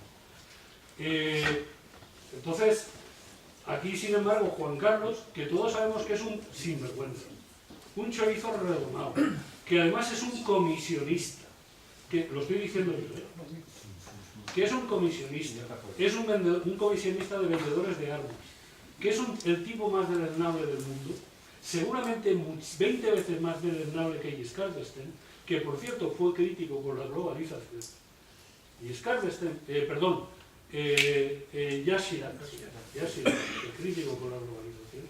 Aquí no tenemos esto. Y luego en el tema que planteaba, que se planteaba, digo, la república, por burguesa y liberal que sea, es una república. Y tiene cosas que una monarquía no tiene, incluso desde el propio sistema legal, judicial, etcétera, etcétera, no es igual. ¿Que una república puede acabar siendo fascista? Sí, podemos poner muchos ejemplos, ¿no? O que hay por ahí repúblicas en el mundo como la República de Corea del Norte, que es una monarquía, ¿no? O sea, quiero decir que podemos, pero digamos dentro de lo que del entorno, como se dicen los cursis, en nuestro entorno no es igual una república que una monarquía, creo. En lo demás estoy de acuerdo contigo, lo del neoliberalismo. Y luego hay una cuestión que yo, no teniendo un juez delante, aunque es un juez por carrera profesional, que no porque pertenezca al cuerpo de la judicatura, ahora sí, pero no es porque seas juez de carrera, tampoco tengo nada, yo he tenido un tío mío fue magistrado y presidente de la Audiencia Territorial de Cáceres en años negros.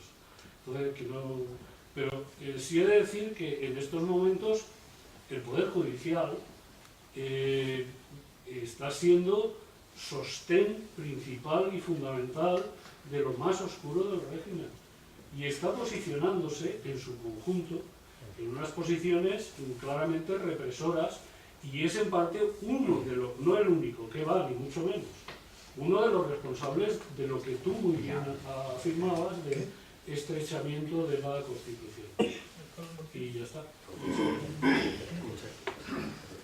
Sí, estoy de acuerdo con lo último que has dicho, obviamente no de una manera generalizada ni como un...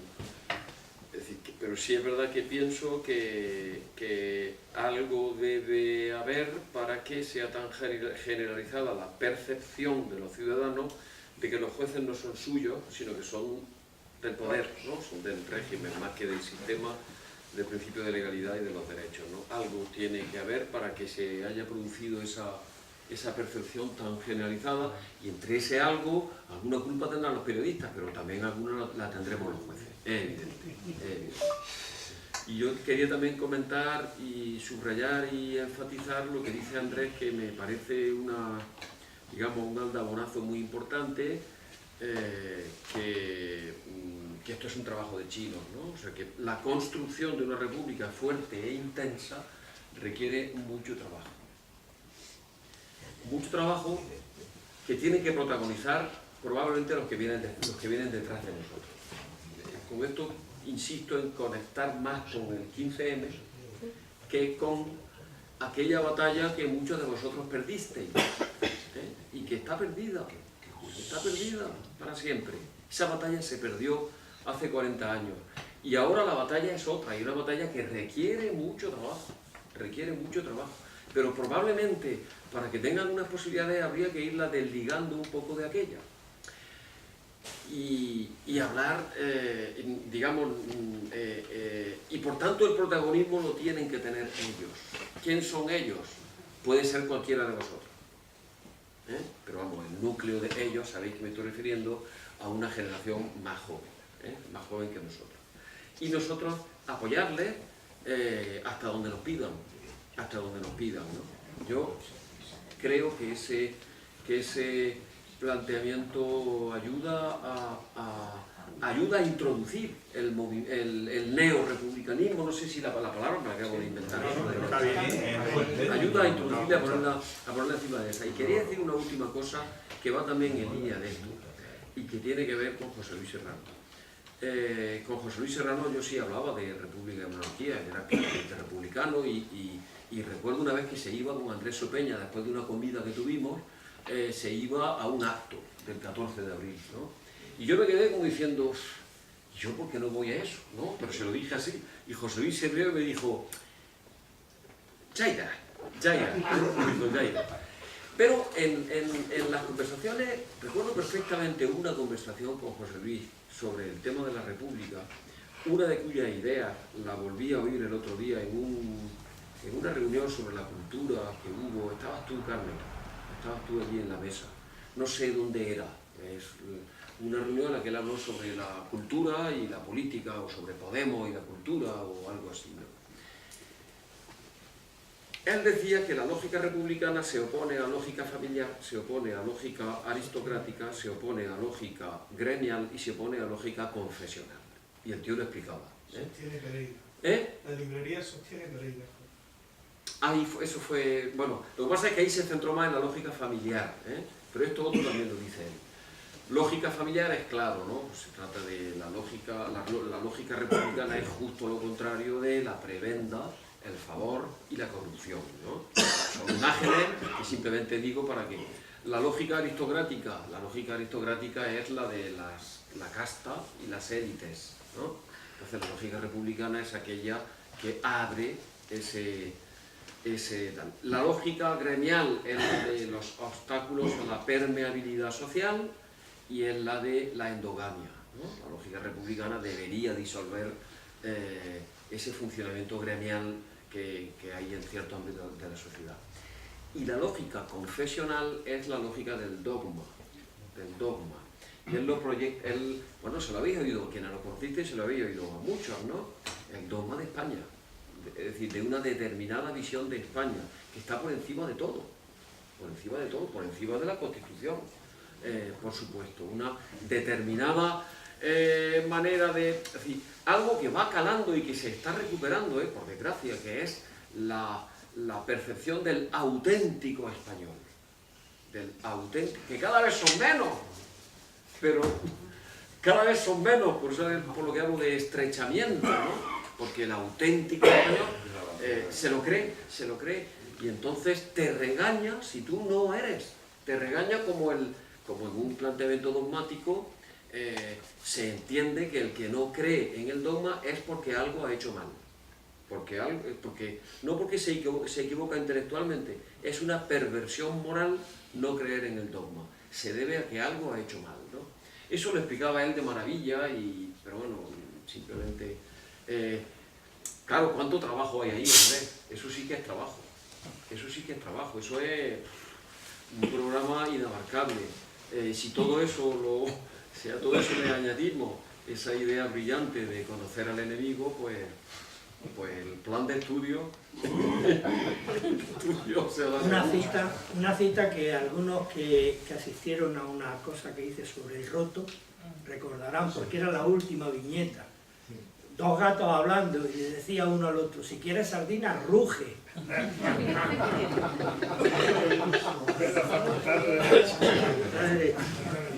Bueno, Miguel, te aclaro que aquí ese concepto tú que nos propones de neorepublicanismo no cae en saco roto, porque precisamente esta asociación se configura o se significa por esa apuesta por mirar hacia adelante, por no ser una organización memorialista al uso, como otras organizaciones sí lo son, sino el respetando lo pasado, pero mirando hacia el futuro, ¿no? Y en ese sentido, José María mañana publica en La Mirada Común un artículo en nombre de la asociación defendiendo esa labor de traer la Tercera República, apostando por esos valores que aquí hoy se están poniendo encima de la mesa.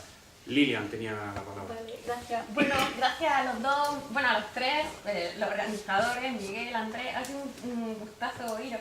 Yo quería romper una lanza un poco a favor de cierto optimismo. No va a ser un optimismo loco porque nos habéis dejado muy planchados, pero sí quería, bueno, por lo menos plantearnos ciertas cosas. Yo a mis alumnos les digo que todo sea igual o que todo sea distinto es una cuestión relativa, depende de con qué lo comparen, ¿no? Entonces yo prefiero pensar que no da igual monarquía que república. Lo ha explicado Carlos muy bien, creo que hay bastantes diferencias. Y uno puede, bueno, suficientes diferencias como para que el proyecto merezca la pena, más, digamos, lo que puede servir de ariete para otras luchas. Pero bueno, eso lo voy a dejar ahí. Lo que sí pienso es que cuando habéis preguntado desde dónde se hace, cómo se hace, yo creo que hay como dos vías, ¿no? Una vía que es pues la de esta asociación, la de la calle, la de los movimientos sociales, la de crear conciencia social, a la espera de que los partidos que están en las instituciones, pues con este ánimo un poco clientelista, digan, bueno, vamos a acercar nuestras posiciones hacia este sentimiento que hay en la calle, ¿no?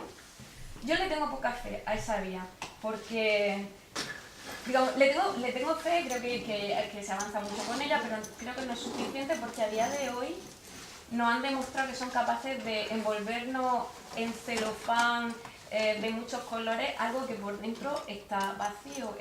La decepción que ha sido porque toda la tradición socialdemócrata europea asumiese sin más que había que abrazar el neoliberalismo porque era la única vía, ¿no? la tercera vía, creo que ha sido ese caramelo que nos han vendido diciendo sí, este discurso, digamos en lo fácil, ¿no? El gobierno de Zapatero, ¿no? Digamos en las cuestiones sociales que quedan monas en el papel, esto sí, vamos a concederos cosas, pero a la hora de la verdad que nada cambie, ¿no? Entonces yo creo que es verdad, en la calle hay que apretar, pero también tenemos que hacernos fuertes en las instituciones. Yo no creo que si no estamos fuertes en las instituciones vayamos a llevar el 15M a ningún sitio. Es que el 15M se extinguió y a día de hoy está muerto. Mira, yo no sé la edad media de esta sala, pero vamos, no sé, está altica, ¿no? La sensación... No, es verdad, quiero decir, la sensación es que estamos como no se puede. Y estamos así. Entonces, digamos, ¿cómo voy a resignarme a decir vamos a hacer algo? ¿Sabéis lo que estamos intentando, ¿no? en el municipio? Y solo veo mirada escéptica, pesimismo. A lo mejor es verdad, a lo mejor nos damos la enésima trompada, pero no sé, a lo mejor a nivel individual no merece la pena intentarlo, ¿no? No sé. Una mínima apreciación. He pasado ya 2 veces, con lo cual algo he tenido que decir más cuando hablamos de que da igual, de que aquí se ha dicho que da igual monarquía. Miguel ha dicho que a esa gente le daba igual monarquía que república. Y yo he dicho que Miguel ha dicho que a esa gente le daba igual monarquía que república. Pero que yo soy republicano hasta la médula y hasta el cuello.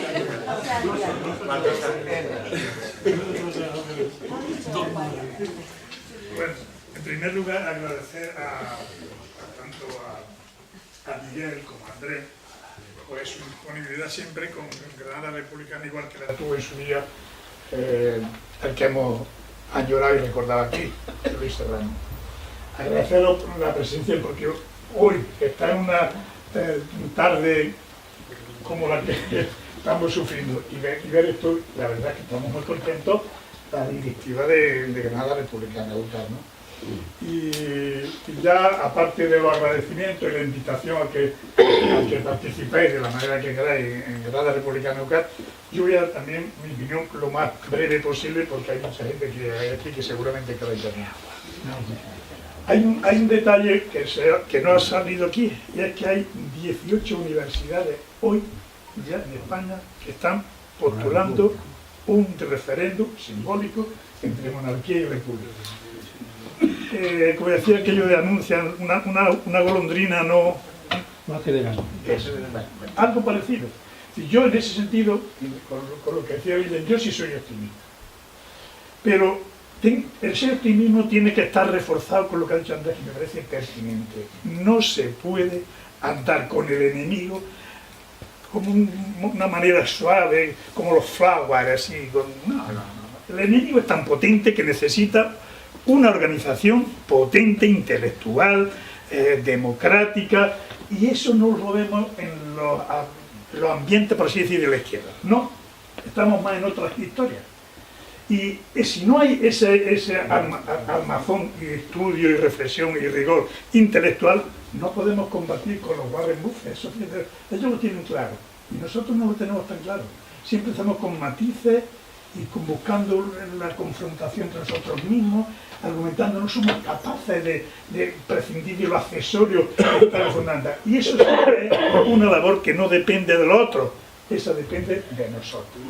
Y ahora tenemos una oportunidad más, combinando lo institucional, como decía Lina, pero también con el debate republicano, que no es hablar del rey fuera, insultando al rey, que tenemos motivos para insultarlo, pero ese no es el debate. Y eso seguramente colectivamente no estamos sabiendo trasladarlo. A nosotros nos reprochan otras asociaciones republicanas porque no somos muy partidarios de las movilizaciones estas folclóricas, en el buen sentido. Porque entendemos que ahí no está que el recuerdo y los valores en 6 años de la República siguen prácticamente siendo válidos, pero que no los procedimientos, el tiempo y las personas ya no lo son. Como decía Miguel, nosotros perdimos aquella batalla. Apoyemos, como él también ha dicho, apoyemos a los que están a hoy, que son los que tienen que estar en primera línea para darle y lograrla. Y nosotros, pues ya nuestra, simplemente apoyarlos, llevarles el botijo o lo que tengamos que hacer.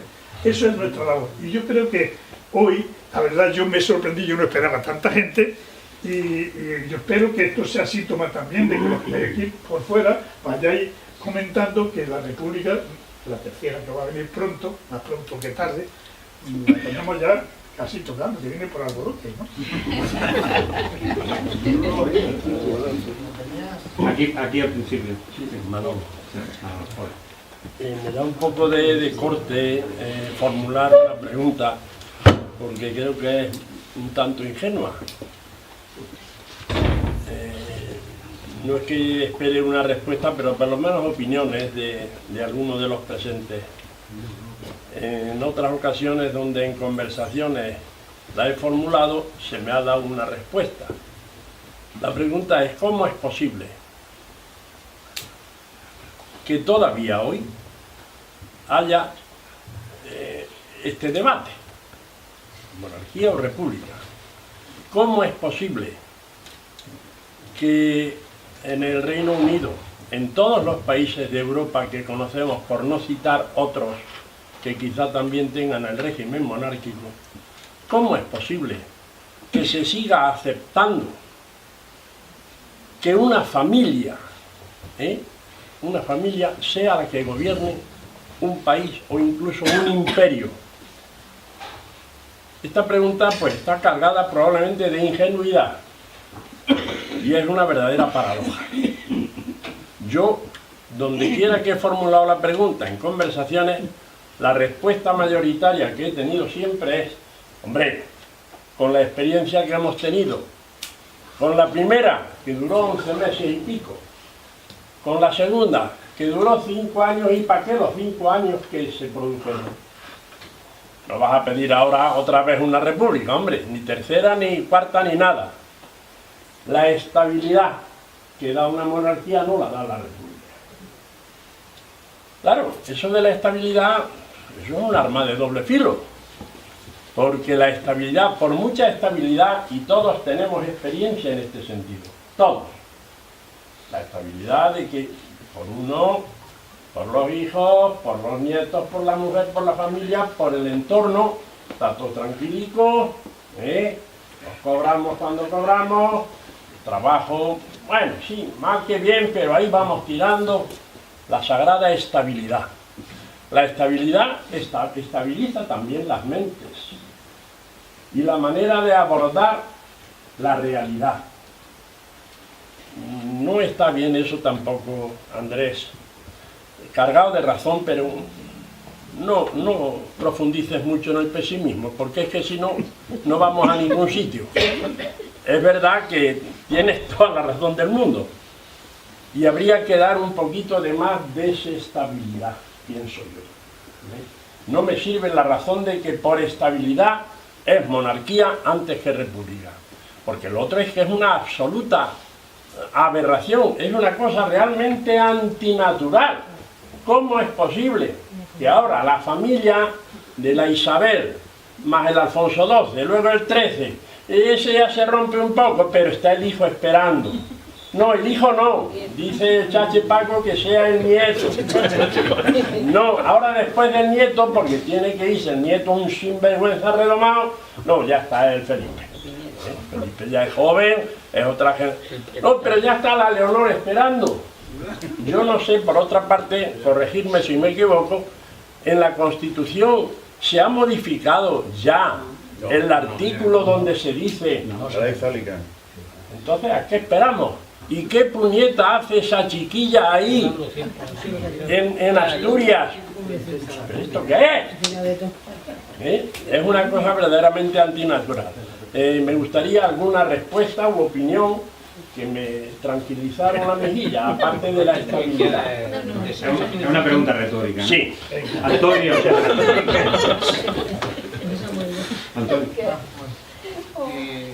Ha sido muy interesante la charla de los dos ponentes y el documento que ha dado Miguel es muy esclarecedor de lo que ha ocurrido en estos años. Yo resumiendo un poco de lo que he escuchado me planteo una duda. Esta cuestión se puede ver en dos sentidos, hacia atrás y hacia el futuro. Yo soy de los que piensa que como se mire demasiado hacia atrás no vamos a ninguna parte. Lo que sea interesante y no se ha comentado aquí creo, y hay que mirar hacia atrás en vez de en por qué fracasó. O sea, la batalla se perdió, pero no se hace un análisis profundo de por qué se perdió la batalla, y si no se hace un análisis profundo y se saben las causas, no se va a poder mirar hacia adelante.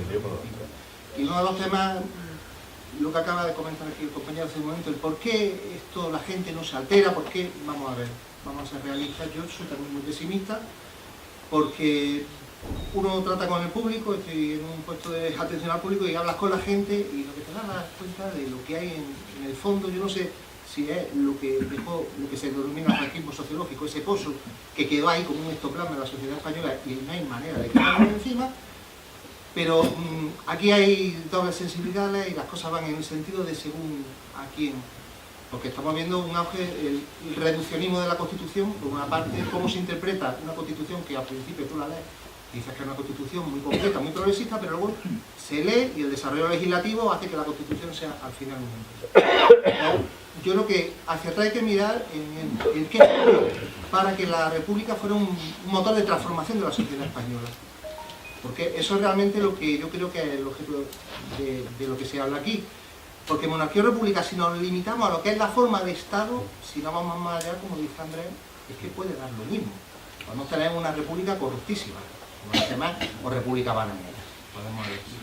Entonces yo creo que hace falta hacer un análisis de en qué falló, de por qué la república, la segunda, no fue capaz de transformar la sociedad española. Y perdió la batalla ante los poderes que existían entonces.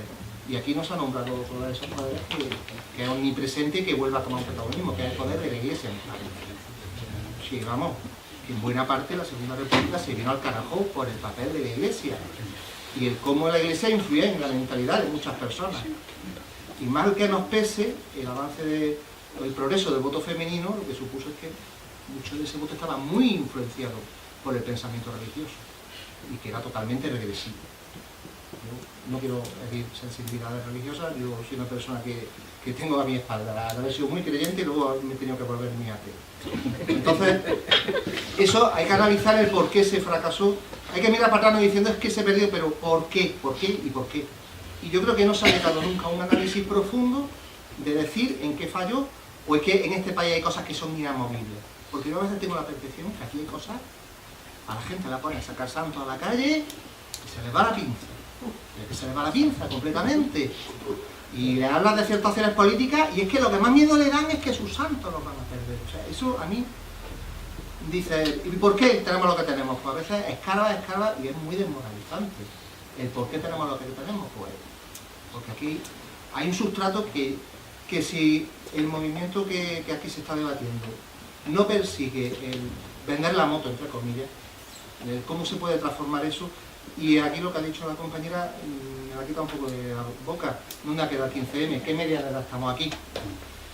Si esta sala no se llena de gente joven, aunque se estén celebrando referéndums en universidades, que es una cosa muy esperanzadora, pero si estas conferencias no se llenan de gente joven, y eso es lo que... O sea, la República no está a la vuelta de la esquina. A ver, es que antes tenemos que el liberalismo nos ha comido ya el terreno completamente, o sea que son muchos frentes los que... Y es la gente joven la que tendrá que decidir en el futuro. Yo me alegro de ver tanta gente aquí, me alegro de que esto exista, pero si aquí no hay gente joven, no vamos a ninguna parte y tendría que ser el principal objetivo a día de hoy. Gracias. Muchas gracias, Antonio. Así que yo hago de pesimista, pero tú que abres la boca...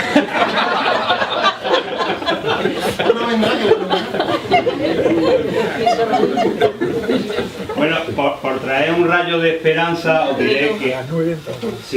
os diré que hace unos 10 días el Seminario Internacional Juan Carlos Rodríguez celebró una conferencia que se titulaba Ideología y fantasma en el neoliberalismo, que intervinieron Jorge Alemán y Germán Cano, y esa sala, que es la sala de allí de la Madraza, estaba llena de gente joven, y se estuvo hablando de neoliberalismo y los mecanismos del neoliberalismo como nuevo sistema de producción de un capitalismo autoritario, ¿vale? Carmen, tenía la palabra. Sí. Bueno, Yo quería hacer algunos apuntes, quería empezar contando una anécdota que tiene un poco relación con lo que ha estado diciendo Andrés. En el año 2009, una estudiante de Administración y Dirección de Empresas acababa de empezar la crisis y me dice: profesora, ¿usted cree que esto dentro de 4 años se habrá solucionado? Y yo, ¿por qué dentro de 4 años? Porque es cuando yo acabo, que es cuando a mí me interesa encontrar trabajo. Y yo le dije, pues yo creo que si las políticas que se llevan a cabo son las mismas, pues estará la cosa peor. ¡Ay, no me diga eso! Pues que usted es muy pesimista, pero es que en 2011 se reformó la Constitución, el artículo 135, y se pusieron por delante de los intereses de la ciudadanía, pues los intereses de la deuda. Por tanto, yo sí que estoy de acuerdo que lo que importan son las políticas, siempre república, mejor república, como la renta básica universal, pero también con servicios públicos fundamentales garantizados, ¿no? Pues esto igual, república sí, pero también con otras políticas. No me vale solamente un cambio de cromo a la reunión que comentaba, que me ha parecido increíble, ¿no? La reunión de Garrigues. Con lo del 15M, total, yo creo que sí queda mucho del 15M. Cuando Hermann Hesse escribe Indignaos, él mismo decía que el 15M se podía quedar en un carnaval de calle, y no se quedó en un carnaval, no se quedó en una... Surge un movimiento político, surge la paz del 15M, después se cambia un sentido común de época, se cambia un nosotros que además es intergeneracional, eso de que hay que dejarle... ¿Cómo que hay que dejarle a los...? No, tenemos que estar todo el mundo ahí, porque el nosotros ese es muy grande y el enemigo es muy peligroso y es minoritario, toda esa oligarquía que incluye a Warren Buffett, como ha dicho Andrés. Curiosamente impugnatorio de valores neoliberales. Y ojo, que cuando dicen neoliberalismo se están quedando con el liberalismo. El neoliberalismo es profundamente antiliberal. Cabalgan a lomos de un caballo que no es un caballo. Es un arma de destrucción masiva. Porque el liberalismo era impugnatorio del status quo. Mientras que el neoliberalismo lo que hace es que protege el status quo. Y se quedan con la propia palabra liberal, que en sí misma es un valor republicano, la libertad, no lo liberal. La verdad que lo liberal fue también fruto de una revolución burguesa, pero la libertad es la libertad republicana es uno de los principales valores. El neoliberalismo es profundamente antiliberal, quiere mantener el status quo y protege a esa capa minoritaria que acapara cada vez más poder y mayor riqueza. Si hay la alternativa, esa alternativa que sería a favor de la vida, pero no de cualquier vida, que eso también, ¿no? Y me ha gustado mucho una cosa que has dicho, Andrés, y se va a poder vivir, claro, se va a poder vivir la vida esa que un chaval que come de línea fría en el colegio y por la tarde se merienda un bollicao. Esa es la vida que no queremos, queremos otra vida, porque se podrá vivir, pero no se podrá convivir. En la convivencia es donde hay que poner el foco de la nueva política, en la convivencia, en la buena convivencia. La convivencia es lo que están rompiendo las políticas del miedo. ¿Cuál es el discurso del Vox, que viene también a caballo a reconquistar Andalucía? ¿Cuál es el discurso de las derechas? El discurso del miedo y el de la ruptura de la convivencia. ¿Y cómo se sostiene la convivencia fundamentalmente? Con dos movimientos que hoy lo contrario al neoliberalismo y el feminista. Sin ecologismo y sin feminismo no se puede construir convivencia y por supuesto manteniendo servicios públicos fundamentales, manteniendo cuidado o teniendo un acceso al crédito, el dinero que esté en manos públicas. Así que bueno, yo quería hacer esas aportaciones como salidas posibles de valores republicanos y valores políticos que entiendo que tienen que estar. Tenemos que irnos a las 9. Entonces le vamos a dar la última oportunidad de intervenir a Andrés y a Miguel si quieren aportar una cosa más, agradeciendo por supuesto todas las intervenciones, pero es que el tiempo nos impone. Andrés. Yo tengo una jubilación que está apañada, mi mujer tiene la suya, si no salgo no pasa nada, tengo un montón de películas acumuladas en un disco duro, un montón de series preciosas que están haciendo ahora unas series de maravillas. ¿Y por qué no estoy en mi casa? Pues por lo mismo que no están los presentes, que tienen más o menos una circunstancia vital parecida. De manera que esa es la lección de todo esto. Con la edad que tenemos y sin que estén aquí los jóvenes, aquí estamos nosotros. Y vamos a seguir. Y ya está, si es que tampoco somos Moisés. Nosotros a lo que podemos. Y ya está. Y no es pesimismo, es que podemos lo que podemos y hay que aceptarlo. No hay más vuelta de hoja. Trabajamos, cada uno en lo que puede, cada uno le dedica un espacio de tiempo que considere proporcionado a formarse, porque ahora mismo sin formación o con la deformación no vamos a ninguna parte, quedamos y hablamos de esos temas, quitamos prejuicios, quitamos apariencias, etcétera. Les cuento, por ejemplo, una de mis pasiones de investigación, cómo nos controlan, cómo nos llevan de un sitio a otro y encima vamos cantando, y bueno, y a dejar nuestra semillita y que cada uno haga lo que pueda. Y ya está, esa es mi lección personal, ¿no? Bueno, yo soy también pesimista porque quiero que cambien las cosas. Me parece que el pesimismo es un instrumento positivo a favor de la acción. Y el optimismo y la impaciencia y la simplificación del enemigo, el creer que con una pedrada se mata a Goliat, pues me parece que me produce más melancolía. Entonces soy pesimista porque quiero que cambien muchas cosas, ¿no? Entonces en ese programa de cambios insisto en la idea inicial. Creo que, bueno, el 15M ¿dónde está? El 15M está donde esté. Si nosotros vemos gráficos sobre estados de opinión, vemos que ahí hay una franja de jóvenes que piensa de manera distinta a los que no son jóvenes y más en línea republicana. Yo no digo que sean más maravillosos, no digo que no, pero creo que sí está ahí el 15M todavía y por tanto en algún momento van a tomar el protagonismo. Hay posibilidades institucionales, sociales, hay partidos, hay tal que podrán servir de instrumento para construir un sistema político más republicano, ¿no? Para eso es verdad que hay que conocer por qué se fracasó, pero yo sobre eso no tengo nada que decir que no pueda decir cualquier otra persona, es decir, no estoy cualificado para eso, pero creo que es una buena pregunta, como también lo es por qué ha degenerado el sistema constitucional. Un republicano puede decir que la culpa está en la monarquía, yo creo que no, yo creo que está más en la línea de lo que ha dicho Andrés, de que el que puede le da igual que o le conviene unas cosas u otras, según lo que no significa efectivamente que dé igual una cosa que otra, ¿no? Pero bueno, como referencia doy el libro que muchos de vosotros conocéis, que explica bastante bien, con pinceladas muy certeras, cómo un buen sistema constitucional ha ido degenerando hacia un régimen que es Bonifacio de la Cuadra, democracia de Pacaí. Ahí hay unas claves bastante interesantes. Entonces yo creo que con pesimismo hay que apoyar a los que pueden moverse.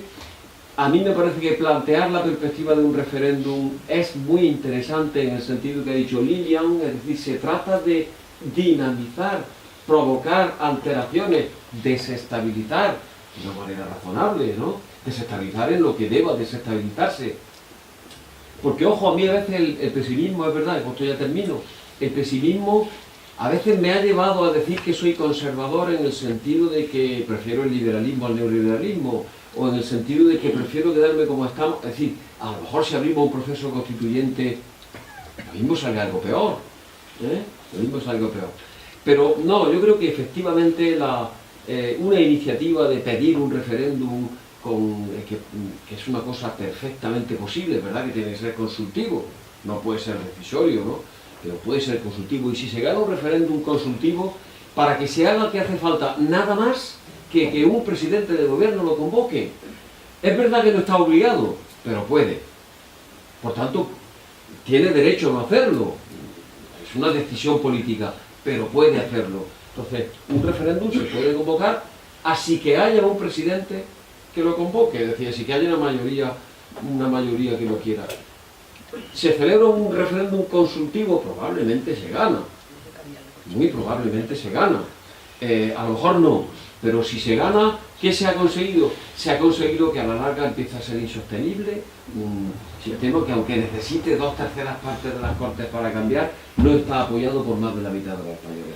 Eso es insostenible. Entonces, el ir avanzando en líneas de este tipo es lo que hay que proponer, pero con el debido pesimismo. Muy bien. Muchas gracias a los dos contertulios por sus magníficas intervenciones y amenas, y invitaros a todos los que habéis participado hoy aquí a que nos sigáis, porque vamos a seguir haciendo actividades y lunes republicanos. Muchas gracias.